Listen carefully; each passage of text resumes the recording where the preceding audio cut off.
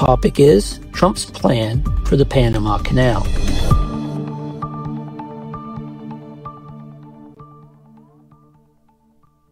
With me to discuss the Trump administration's policy toward Panama and the Panama Canal is Will Freeman. Will is a fellow for Latin America Studies at the Council. His work focuses on the rule of law, on corruption and organized crime in Latin America, and on U.S.-Latin America relations. His writings have appeared in Foreign Affairs, the New York Times, and the Washington Post, among other outlets. He writes a monthly column for America's Quarterly, where his most recent piece is titled, Securing the Panama Canal Requires Diplomacy. Will, thank you very much for coming back on the President's Inbox. Thanks for having me. Trump raised eyebrows late last year, Will, when he began talking about the United States taking back the Panama Canal, a point he reiterated in his inaugural address in January. We'll get to what Trump has done or not done on the canal since taking office, but I'd like to start with some background. We know the United States built the canal more than a century ago and handed sovereignty over to Panama in 1999 based on two treaties signed and authorized during Jimmy Carter's presidency. What else is worth knowing about the canal to understand the present controversy? Yeah, well, I think first it's just critical to underscore how important the canal is to global trade and to the U.S. economy. Every year, the canal handles 5% of all global maritime trade. Nearly 75% of the commercial flows through the canal are going to or from U.S. ports, and 40% of all U.S. container traffic, including a big share of our energy exports to Asia, go through the canal each year. So if the canal were to, suddenly go offline, it would be majorly disruptive, not only to world trade, but especially to the U.S. economy. What's also important to know is that in the now more than 20 years in which Panama has exclusively operated the canal, it's expanded a lot. They've made big investments. They've increased its width in certain places, the number of ships that can pass through daily. And that's made it, both more and more important to different industries, including, U.S. industries. But it's also meant that it's become an important part of how Panama's economy works and how its government functions. So last year, the Panama Canal, the contributions from revenue for the Panama Canal to the Panamanian government made up almost 10% of the government's total budget. Significant moneymaker. That's right. And, that's a point of pride for the Panamanians, that it's really gone from, an important but not necessarily, profitable piece of infrastructure under the U.S. to a really professionally, technically run and profitable piece of infrastructure today. Also significant, as you mentioned, the United States controlled and operated and built the canal. And from 1903 to 1979, it essentially controlled, it had a concession to operate a strip of territory dividing Panama, 50 miles long from the Caribbean coast to the Pacific. It was called the Canal Zone. Largely, U.S. workers on the canal lived in there, really living a life apart from Panamanians. Panamanians, in most cases, couldn't even enter the Canal Zone. And there were 130 military sites, U.S. military sites, all over Panama, including 10 bases along the canal. So it was really like an extension of U.S. territory in another country. Senator John McCain, as I recall, was born there. That's right. Yeah. Or he was born nearby in the city of Cologne. But it showed, the fact there was 130 military bases shows how strategically important this area was, and I think still is, to the United States. But it also caused a lot of tension. So, everything from the massacre of 22 protesters and killing of 4 U.S. students in a 1964 clash over the canal to other episodes of protest and friction. And, you could really say the Panamanian sense of national identity, it was forged in this struggle to get the canal zone back and operate the canal. So that explains why it's, so important for Panamanians today as well. So was the decision by the United States to give sovereignty over the canal to Panama simply an act of altruism? No, not really. So it actually, it started with Henry Kissinger, of all people, a cold-eyed realist who during the Nixon administration, Ford administration, was thinking about the vulnerability of the canal. I mean, if you go there, I was recently in Panama, you see just how easy it would be and was then to interfere with the functioning of the canal and with its water supply. And I think really that's just a fact of nature. I mean, it's fed by large reservoirs nearby, which you could imagine contaminating. There's other ways you could sabotage the canal without even going inside necessarily the canal zone. You could sink a boat in one of the outside the locks and put it out of operation.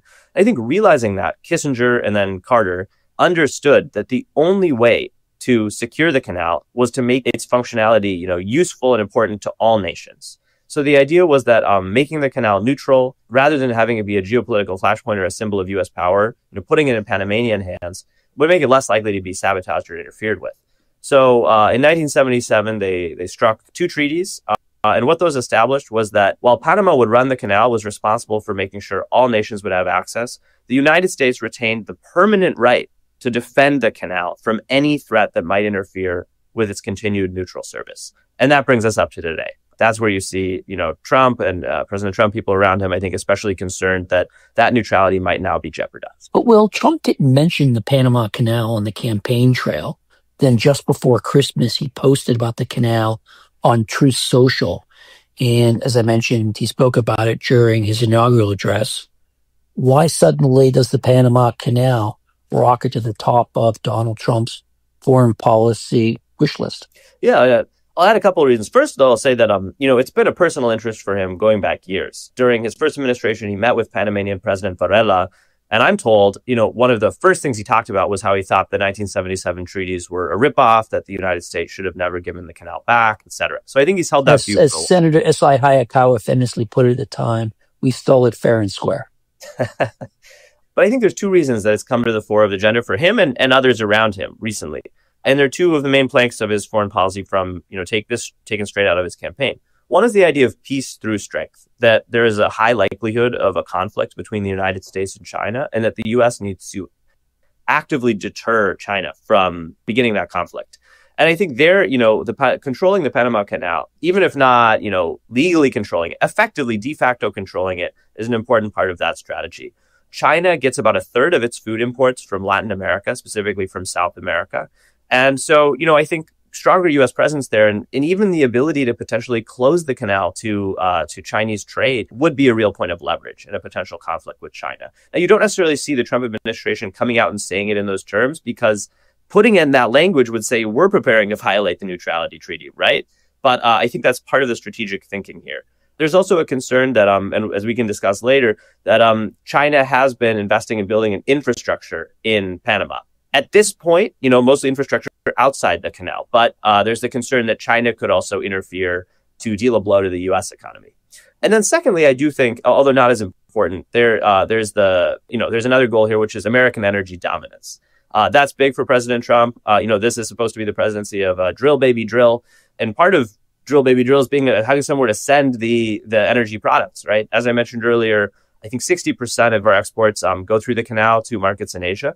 And, recently there have been significant droughts in the canal that have slowed and limited the number of transits per day. You actually had some liquid natural gas exporters choosing to reroute their product around the Strait of Magellan in South America. I mean, at considerable additional cost and time. It's a much longer route to take. Exactly right. Because the drought in 2023, 2024 had simply become too severe in the canal. And that means that the water levels in the canal aren't high enough to handle these ships. I mean, the Panama Canal being built more than 100 years ago was built for ships that were much smaller compared to the Bahamas they built today. I mean, and the Panamanians, to their credit, have expanded it, but there are real questions about the future of its water supply given climate change. There's a project in Panama to build a new reservoir that would solve some of this, but many argue it's not moving fast enough. So I think there are energy businesses, including important Trump campaign donors, that are really concerned about that. And then that also helps put it on the agenda. My understanding was the Biden administration also had some concerns about the Panama Canal. I take it was along the same lines. Absolutely. I think during Trump 1, Biden, and now Trump 2, using very different methods and tactics, you're seeing the U.S. drive towards the same goal, which is to deter a greater Chinese presence in Panama. And if you ask me, even before Trump dialed up the rhetoric, we were having success there. Major infrastructure projects were getting frozen, were getting rolled back. You were seeing Panama align more closely with the U.S. I think Trump came in and said, I want to see this alignment happen a lot faster and a lot more obvious in both board ways. So what precisely is Trump or the Trump administration asking for? Well, I think that it's not entirely clear, right? Because Trump says we're going to take the canal back. And it's unclear if he's saying this figuratively or literally. If he means take it back from Chinese influence, which he and others allege, operates in the canal. Panamanians, by the way, reject that. I myself struggle to see how China could interfere in the operation of the canal directly. But as I mentioned earlier, it's very vulnerable to all types of sabotage interference. So it's unclear if Trump wants to take it back figuratively in that sense, get greater security cooperation with the Panamanians, just have more guarantees that China would never be able to interfere and that perhaps we could exercise some control over who accesses the canal, or if he means it literally, if he literally means reestablishing U.S. control in some form or another. Well, let's talk then about the Panamanian reaction. Panama's president, Jose Raul Molino, was elected last year. He's a bit of a political oddity since he was on the underside of the ticket, but the person leading the ticket was disqualified. And my sense is that he is in some ways a man without a political party. One of his goals was to improve relations with the United States. And then Trump comes at him with talk about the canal. And I will note that back in December, President Molino tweeted that every square meter of the Panama Canal in its adjoining zone is Panama's and will remain so. And he went on to say the sovereignty and independence of our country is non-negotiable. And Trump's response was 4 words. We'll see about that. So tell me a little bit about the political reaction or backlash in Panama to Trump's banging the table about the canal. Right. So there's a bit of a paradox here. On the one hand, Panama is one of the most pro-U.S. countries in all of Latin America. It's a place with deep cultural ties to the United States. A lot of people have family, especially among the elites, family that goes, lives, studies in the U.S., comes back for a period of time. Broadly, I'd say it's not an anti-American place, but this issue of the canal is really sensitive. And as I mentioned earlier, it was kind of a crucible for forging national identity. So Molino has to navigate this context in which he's a pro-U.S. president. Everybody that I talked to in Panama described him as one of the most pro-U.S. politicians to lead the country in years, who certainly came into office, did not expect to be in this war of words, with President Trump. I think was actually interested and willing to do several things to align Panama more closely with the U.S. and distance with China, which Panama recognized, switching recognition away from Taiwan in 2017. But here's the really important thing to know about President Molino. This is a weak, fragile government. One of the reasons is that his political mentor, ex-president Ricardo Martinelli, this sort of bombastic billionaire populist who governed the country in the 2000s, he is currently dodging money laundering charges, hiding out in the Nicaraguan embassy in Panama. And the deal that he made with President Molino is, well, I'm going to be disqualified. You get yourself elected on our ticket, and then you clean up my legal problems, and I get out of the consulate, and we govern together. Molino has not upheld that end of the bargain. I think credit to him. He is showing he cares about the law more than that. But obviously, ex-President Martinelli is enraged. And, he is using every lever at his disposal, I think, to try to undermine this government. He probably holds more sway within their shared political party in the legislature than President Molino himself does. He has significant influence in the media. And he's quite popular. Despite being corrupt, he oversaw an economic boom in Panama. So he's remembered fondly. Besides that, Molino is facing a number of kind of gargantuan obstacles. One is an unprecedented fiscal deficit in Panama, thanks to the spending of his predecessors. 2 is almost double-digit unemployment. 3 is the fact that he's locked in this legal quagmire with a mining company that spent 20 years, invested $10 billion of Panama to open a copper mine that was closed by mass protests and a Supreme Court ruling a couple of years ago. So he's got to figure out, how do you reactivate the economy with no money? How do you govern with no political party? How do you open a mine, maybe contravening the law, that's going to be really unpopular and risk setting off these mass protests once again? He's confronting all of that. And the last thing he wanted or needed was to be in a fight with the guy he assumed would be his ally in all this, President Donald Trump. I take it that President Molino's popularity among Panamanians has fallen substantially over the course of the year. That's right. It was in the 70s when he started off, and the last poll I've seen puts him at 29%. He's at a real risk of becoming a lame duck. And for me, why that really matters for the U.S., we might want a stable Panama. I think that's in our interest. But going beyond that, we need this president to cooperate with the Panama Canal Authority, the independent body that runs the canal, to build the new reservoir I mentioned earlier. If Panama doesn't do that in the next few years, all these conversations about interference, neutrality are going to be secondary to the fact that the canal will not have enough water, very plausibly, to function normally.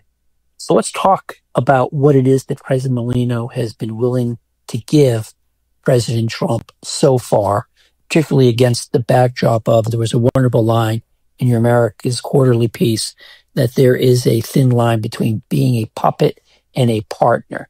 So tell me about what it is Molino has been willing to do, and then we'll talk about whether that's enough for President Trump and the Trump administration. Right. That line, by the way, coming from a member of the foreign ministry in Panama. So not my words, but his. And I think that speaks to the kind of discomfort in this government, which wants to be pro-U.S., wants to pivot that way, but doesn't want to feel like it's being bullied into doing that, right? It wants to show that it's doing it on its own initiative. So Secretary of State Marco Rubio went to Panama in early February, and he got a couple of concessions to start. I mean, one is that Panama left the Belt and Road Initiative. It was the first country in Latin America to join it. This is the Chinese Belt Road Initiative. To be honest, this was more symbolic than anything. China had not really built, major infrastructure in Panama, and a lot of those projects had been slowing down, as I mentioned earlier. The other thing that came out of that visit was Panama announcing an audit of a 25-year concession to a Hong Kong company that currently operates 2 canal-side ports outside the locks. So it's not within the canal, right, but it's near enough that you could worry about some kind of accident or sabotage, potentially shutting down the ports. And as we know, since China took de facto control of Hong Kong, there's a lot of levers to pressure companies there. So the audit was announced. I think it, even if this BlackRock deal that's been all over the news to buy those 2 ports, among others, doesn't go through because of Chinese pressure, I think Panama may still end those concessions. So those were the first, big, let's say, wins for this approach. Second is that Secretary of Defense Pete Hegseth was just in Panama. Now, what came out of that depends on who you ask. Typically, when governments put out joint declarations after a meeting, it says the same thing in either language. In this case, the English language version was much longer than the Spanish language version. We're also trying to figure out who changed the text, right, before publication. Presumably, there's also a question whether things were taken out or things were added. Exactly. That's right. So the 2 things we know roughly from that is that the U.S. is going to have a military presence again in Panama on a rotational basis. So it's not, at least according to the letter of this document, going to have permanent bases. That would actually violate the neutrality treaty under which Panama is running the canal. Well, let me ask you just for clarification on that, Will, because as you noted at the top of our conversation, the treaties handing the canal to Panama guaranteed the United States the right in perpetuity to defend the security of the canal. Also said, and that's where it gets a little confusing, they also said that there will be no permanent military presence in Panama except for the Panamanians. Okay, so that's why rotational becomes significant. Yeah, there you go. That's right. But, there are plenty of Panamanians who are looking at this and saying, how rotational? There's a permanent presence through rotation. Isn't that a little bit like having a permanent military base? And we're talking about, the kind of reactivation here of at least 2 significant military sites that the U.S. vacated in 1999 when Panama took control of the canal on either end, so in quite strategic locations. And the other thing that came out of this, and here we're going back to the realm of symbolism, was that the U.S. announced that it's obtained the right to have its Navy warships pass first and free through the canal. So important to clarify, they already go first. That's part of the treaty. So they already get to skip the line. If there is another drought and another queue heading into the canal, they can already pass. But according to the U.S., right, we now also are going to get free passage. Now, I say symbolic on this because in the last 25 years, the DoD has spent on average less than $1 million per year on these fees. I mean, it's nothing. It's pennies on the dollar. Many U.S. naval ships cannot pass through the canal. They're simply too big. That's also right. So, this seems more symbolic, but it's something that President Trump clearly cared about, that his team wanted to be able to say we have first and free. For Panama, it represents an issue because per the treaty, warships of another country, if the U.S. gets free passage, all countries are supposed to get free passage for their warships. Now, the Panamanians have invented a kind of clever workaround here where they're going to say, well, we're still going to charge you the fee, but we're going to compensate you for that money by giving you maritime services on either end, refueling, things like that. So sort of like a rebate. That's right. So they're very particular. Look, we want the wording to be, we've figured out a mechanism. The U.S. wants to say first and free. I know it's getting a little technical. These are differences of language, but they really matter because, you adopt the phrase first and free, it starts to sound like Panama's violating its obligations. And Molino looks like a bit of a pushover, which, I think is his big concern in all this. Which feeds into Panama's domestic politics and sense of Panamanian nationalism and the fear that Panama's being pushed around by Washington. Well, exactly. And, that's why President Molino was really intent to say, coming out of this meeting, that he'd secured one big win for Panama, which is that he got Secretary of Defense Pete Hegseth to recognize the sovereignty of Panama and that the Panama Canal is Panamanian, which Hegseth said in a few media appearances. But then, we also have this kind of different rhetoric from President Trump. And in the English language version of their joint declaration, you don't see anything about Panamanian sovereignty. So that's only in the Spanish. And it does make you question, okay, where is all this heading? What did they really agree to? What are the different understandings of the agreement here? And is this thing all over or not? My prediction is it's not. Follow-up question on that. President Trump recently had a cabinet meeting and the topic of the Panama Canal came up. And President Trump said, and let me quote him here, "We've moved a lot of troops to Panama and filled up some areas that we used to have. We didn't have any longer, but we have them now. And I think that's in very good control, right?" And Secretary of Defense Hegseth responded by saying, "Yes, sir." Does that mean that U.S. military forces are already in the canal or in the canal zone? That I'm aware of, not right now. There's talk of some joint training exercises coming up. I think the question that raises as well is President Trump satisfied with what's been agreed so far? It would seem like it from that comment, but we know this is a president who's pretty disposed to change his mind, to decide the deals initially made are no longer good enough. Just look at the USMCA. That was his deal. Now he calls it terrible. As to the trade deal involving the United States, Canada, and Mexico, that the president essentially is ignoring with his new Liberation Day trade policy and decisions he'd made even before that. That's right. And, Panamanians more critical of President Molino say, this exact cycle is going to happen in Panama. I mean, he's showing that he's willing to make kind of whatever concession the U.S. asks for. I mean, he would say he's held his ground on certain points. He even said that when Hegseth showed up, Hegseth was asking for Panama to hand back territory and that he held the line on that. We haven't heard that version from the U.S. side. But, I think that the worry in Panama is that this is a slippery slope and President Trump's learned that these kind of pressure tactics work and the U.S. has immense leverage in Panama. This is a dollarized economy. What does that mean when you say it's a dollarized economy? Well, Panama's basically has only ever used, since it became an independent country in 1903, splitting away from Colombia, it's basically only ever used the dollar, the U.S. dollar. So, the banking system there relies on a flow of dollars. Before the 1989 invasion of Panama, we, simply flipped off the switch. We starved the banking system of dollars and, the next day public employees couldn't get paid. So that gives you a sense of the huge leverage that the U.S. has here. And that's why Panamanians are worried that Trump's figured out these pressure tactics will work. And, if he wants the canal back and Molino, doesn't put up any real resistance, that could easily happen. That's the view among some Panamanians. My understanding is that a lot of Panamanians are, as you suggest, worried that President Trump won't take no for an answer.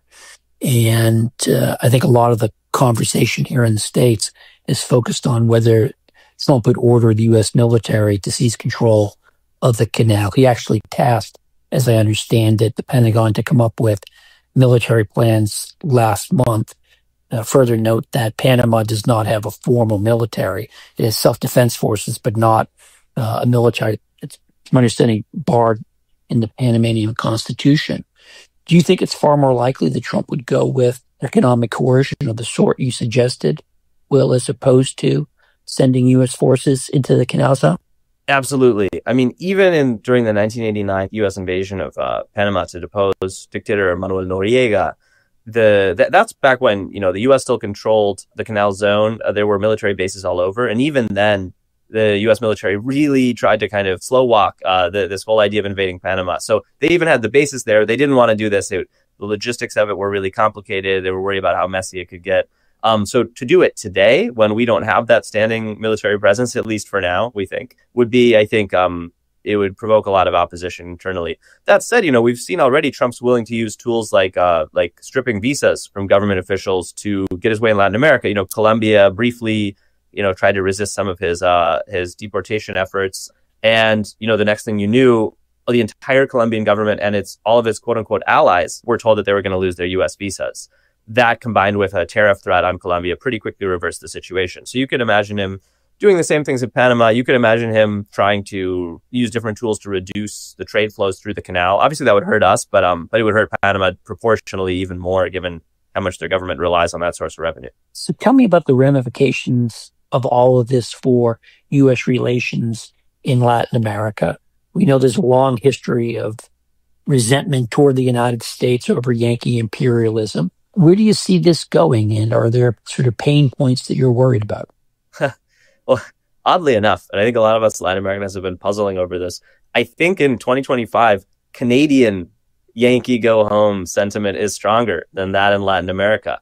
If this were all playing out in the 70s or even 80s, I think you'd see a lot stronger of a unified bottom-up reaction to this in Panama. But you know what's happening? I mean, I do think a majority of Panamanians, of course, want the canal to remain Panamanian. And Molino's already paying a political price for what's seen as slipperiness on this issue. But that said, there was a trending hashtag on Panamanian social media, que vengo Trump, which means, please, Trump, come here, you know? And that comes from the fact that Panama is one of the most unequal countries in the world. The floor of the income distributions raised a little bit in the last, somewhat in the last years. The ceilings just exploded upwards. People are irate over corruption, inequality. And a lot of people in Panama, I think, see the canal as basically the toy of the political elites and financial elites. I mean, it benefits them. It creates a nice bubble of wealth for them to administer and sometimes steal. It doesn't help the ordinary person. So you're seeing, I think today in Latin America, and that applies to other countries as well, people are angrier at their own elites than they are at the U.S. and sort of the perception that the U.S. might be pushing them around. I see it as actually a region where that kind of nationalism has weakened a lot and continues to do so. Now, if Trump tries to really retake the canal in full, not just through these symbolic moves or, rotational military presence, I do predict that's going to inflame Panamanian nationalism and maybe, nationalisms elsewhere in Latin America. But I think zooming out, this is really, it's been kind of a bold opening move on the part of the Trump administration to set the tone on how it wants to compete with China in the region and what types of tactics it's going to use to do so. And that's going to be a theme, in what remains of the Trump administration. But Will, what you described so far has largely been a heavy dose of stick. I haven't heard much in the way of carrots. The Chinese have been known for doling out a lot of carrots. Can the Trump approach be sustainable, or will it, in fact, engender the sort of backlash that could derail it? Right. Well, I wrote a piece for the Financial Times a couple months ago called "A New Monroe Doctrine Won't Work in South America."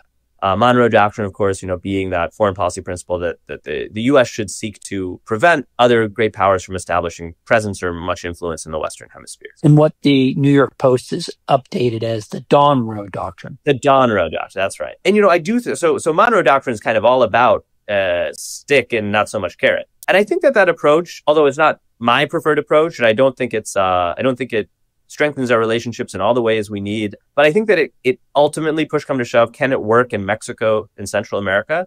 Largely, yes. Because those countries depend a lot on trade with the United States. The asymmetries in those relationships are just huge.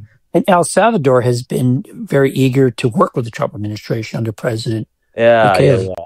That's right. I think in Bukele's case, because he's got some skeletons in the closet. I think this sort of all stick, low carrot approach can work in Mexico, Central America. Not necessarily ideal, but it can work, especially to push out China, which I would say has not played that hard for influence in those countries. Yes, it's, increased investment a lot last few years in Mexico.